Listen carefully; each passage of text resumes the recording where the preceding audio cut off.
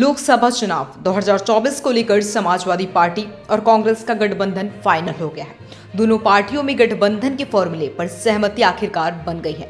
UP में कुल 80 लोकसभा सीटें हैं और सपा ने कांग्रेस को बाराबंकी समेत कुल 17 सीटों का ऑफर दिया था, जिस पर अब कांग्रेस राजी हो गई है। वहीं बाराबंकी लोकसभा सीट गठबंधन होने के बाद कांग्रेस के पाले में जाने को लेकर संभावित उम्मीदवार तनुज पुनिया ने खुशी जाहिर की है। उन्होंने कहा कि समय की जरूरत और देश के हित में यह गठबंधन हुआ है।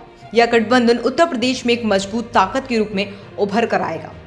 वहीं बाराबंकी लोकसभा सीट से सपा और कांग्रेस गठबंधन के संभावित प्रत्याशी तनुज पुनिया ने कहा कि उनका समाजवादी पार्टी के साथ गठबंधन 2024 के लोकसभा चुनाव में भाजपा को दोबारा आने से रोकने के लिए किया है। 2024 के लोकसभा चुनाव को लेकर उनकी पार्टियों की तैयारियां पहले से चल रही थी। वहीं अब गठबंधन होने के बाद उनकी तैयारियों को और मजबूती मिलेगी। इंडिया अलायंस भाजपा को रोकने के लिए एकजुट होकर जुटेगा। तनुज पुनिया ने कहा कि गठबंधन के तहत कांग्रेस बाराबंकी समेत कुल 17 लोकसभा सीटों पर चुनाव लड़ेगी। इन सभी 17 सीटों पर कांग्रेस जो प्रत्याशी उतारेगी उसका समाजवादी पार्टी पूरा समर्थन करेगी। साथ ही बाकी 63 सीटों पर सपा के उम्मीदवारों का कांग्रेस पूरा समर्थन करेगी।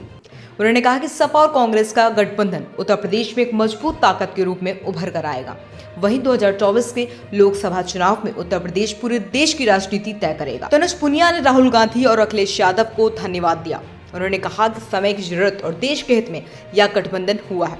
बाराबंकी लोकसभा सीट से गठबंधन के तहत कांग्रेस का प्रत्याशी चुनाव लड़ेगा। उन्होंने कहा कि जनता की आवाज गठबंधन के पक्ष में है, इसलिए इंडिया गठबंधन का प्रत्याशी बाराबंकी लोकसभा सीट से चुनाव जीतेगा। उन्होंने कहा कि बाराबंकी लोकसभा सीट समाजवादियों का गढ़ रहा है, लेकिन 2009 में पीएल पुनिया के आने के बाद कांग्रेस का लोकसभा चुनाव में यहाँ एक मजबूत वोट बैंक है। तनुज पुनिया ने कहा कि भाजपा जिस तरह से धर्म और जाति के नाम पर भटकाती है, उसी से प्रभावित होकर 10 सालों से लोग भाजपा को जीत दिला रहे थे, लेकिन अब जनता समझ चुकी है और गठबंधन के प्रत्याशी को यहां से जीत दिलवाएगी।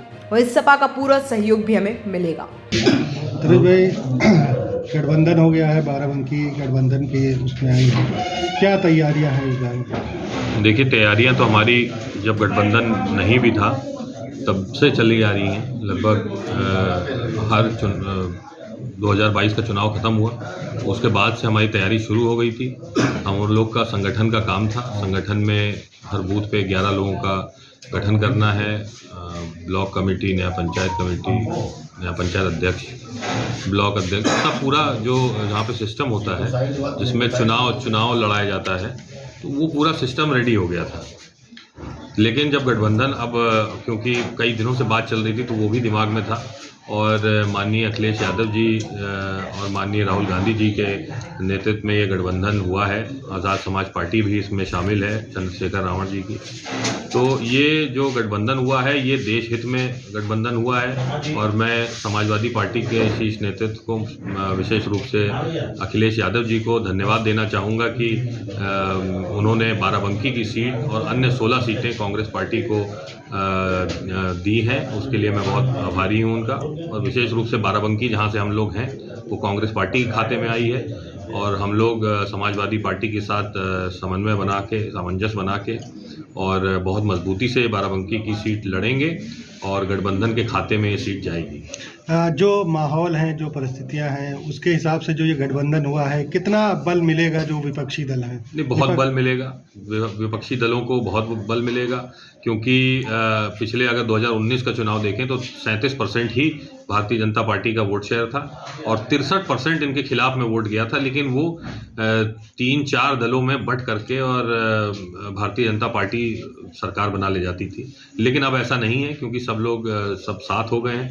सब लोगों को ये पता है कि अगर भारतीय जनता पार्टी एक और टर्म के लिए सरकार बना लेती है तो इस देश को जिस तरह से वो बेच रही है पूरा देश बिक जाएगा। और ये गारंटी नहीं है कि आने वाले समय में 2029 में चुनाव होगा भी कि नहीं होगा, कि तानाशाही आ जाएगी, संविधान को ख़त्म कर दिया जाएगा। ये सब बातों को ध्यान में रखते हुए ही जितने विपक्षी दल हैं वो एक हुए हैं। बात करें नेशनल इश्यूज़ के अलावा जो क्षेत्रीय इश्यूज़ हैं, क्या होंगे आप लोगों के इस चुनाव में बाराबंकी को लेकर के खासकर? देखिए, बाराबंकी को लेकर के क्षेत्रीय इश्यूज बहुत सारे हैं, क्योंकि पिछले 10 साल से कोई विशेष विकास का कार्य नहीं हुआ है। जैसे कि माननीय सांसद जी ने देवा वाला ओवरब्रिज बनवाया था, नीचे बंकी के लिए एक अंडरपास भी इसमें पास हुआ था, लेकिन सरकार बदल गई, भारतीय जनता पार्टी के सांसद हो गए यहाँ से, लगातार 2 बार रहे हैं, लेकिन उन्होंने ये ठीक नहीं समझा कि बंकी के लोगों की जो समस्या है, जो नीचे से अंडरपास होना चाहिए था, वो नहीं है। ऐसे ही हैदरगढ़ फतेहपुर का ओवरब्रिज होना चाहिए था, वो भी बनना चाहिए था। उसके अलावा यहाँ पे इतना मेंथा होता है, इतना यहाँ पे पेपरमिंट का तेल होता है, लेकिन उसके बारे में किसी ने सोचा नहीं। दोहरा टैक्स आज भी लग रहा है, चाहे मंडी टैक्स हो चाहे जीएसटी हो, दोनों एक साथ लग रहा है, तो उसकी भी आवाज़ उठाने वाला कोई नहीं है। 83 से 85% तक यहाँ पे किसान खेतीबाड़ी का काम करते हैं, लेकिन कोई एग्रीकल्चरल यूनिवर्सिटी नहीं है, कोई मेंथा रिसर्च फैसिलिटी नहीं है। आलू इतना होता है, उसकी भी कोई रिसर्च होना चाहिए।